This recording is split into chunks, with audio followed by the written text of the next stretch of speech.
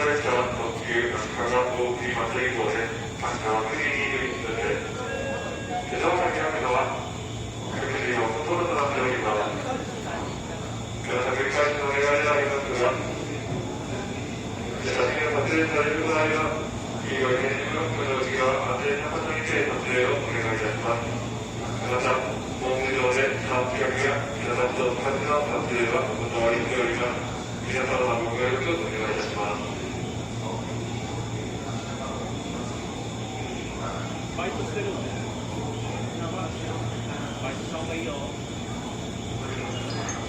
できる全然だけど。